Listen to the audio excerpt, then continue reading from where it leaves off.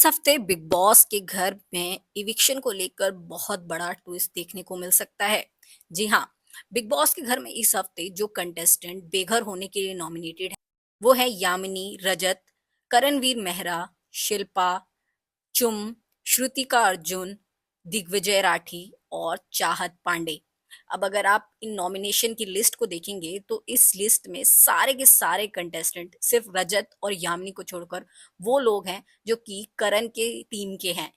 वहीं चाहत वैसे तो करण की टीम का हिस्सा नहीं है, लेकिन उनकी करण के साथ अच्छी खासी बनती है और दिग्विजय के साथ भी, इसीलिए वो उनके साथ उठती बैठती भी हैं। इसलिए आप ये भी कह सकते हैं कि वो कहीं ना कहीं करण की साइड ही हैं।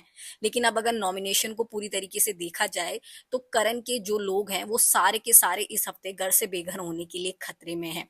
और इस तरफ से सिर्फ रजत और यामिनी हैं जो घर से बेघर होने के लिए नॉमिनेटेड हैं।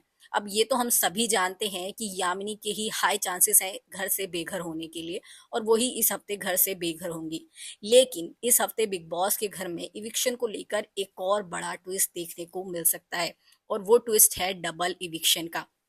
अब सवाल आता है कि अगर डबल इविक्शन होगा तो यामिनी के अलावा घर से और कौन बेघर होगा, क्योंकि रजत, दिग्विजय और करण ये तीनों तो घर से अभी बेघर नहीं होने वाले हैं। इन तीनों को ही ऑडियंस काफी ज्यादा पसंद कर रही है और ये तीनों ही टॉप 5 कंटेस्टेंट देखे जा रहे हैं।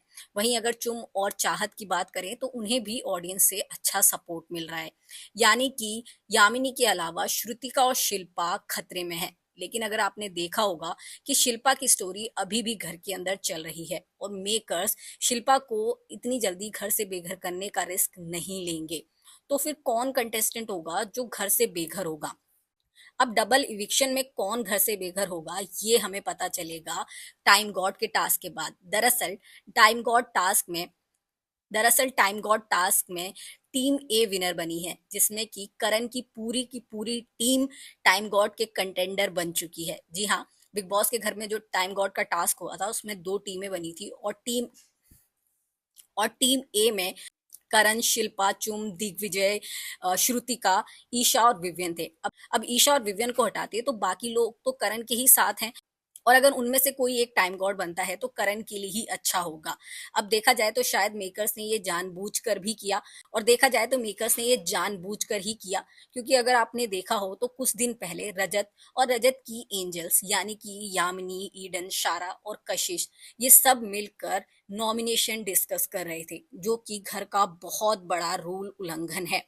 अब इस बात को लेकर मेकर्स ने नॉमिनेशन के दौरान तो कुछ भी नहीं कहा, जिसे लेकर घर के बाहर बहुत हंगामा भी हो रहा था कि इससे पहले के सीजन्स में तो मेकर्स ने बहुत स्ट्रिक्ट एक्शंस लिए हैं, लेकिन इस बार मेकर्स रजत और रजत की टीम को ऐसे नॉमिनेशन डिस्कस करने की पावर कैसे दे रहे हैं? उन्होंने कोई स्ट्रिक्ट एक्शन क्यों नहीं लिया?